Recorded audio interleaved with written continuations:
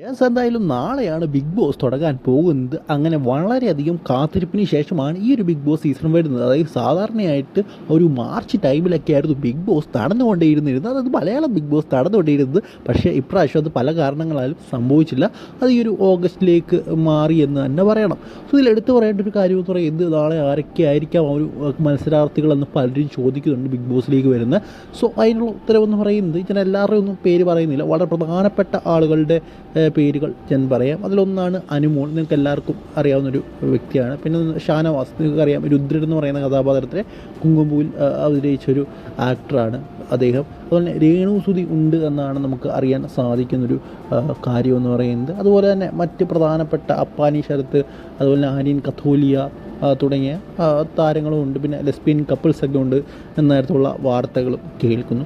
So എന്തായാലും ഇപ്രാവശ്യത്തെ big boss വളരെ മികച്ചതായിരിക്കും എന്ന് വിചാരിക്കുന്നു. പിന്നെ ആ ഒരു ലൗഡ് സ്പീക്കർ എന്ന് പറയുന്ന കൈരളി ടി വിയിലുള്ള ഒരു പേര് എനിക്ക് കറക്റ്റ് അറിയില്ല. സോ അവരും ഉണ്ട് എന്നേരത്തുള്ള വാർത്തകളും അറിയാൻ സാധിക്കുന്നുണ്ട്. സോ എന്തായാലും ഇപ്രാവശ്യത്തെ ബിഗ് ബോസ് അടിപൊളിയായിരിക്കും എന്ന് വിചാരിക്കാം. സോ എന്തായാലും അടുത്ത വീട്ടിൽ കാണുന്നവരെ ബൈ.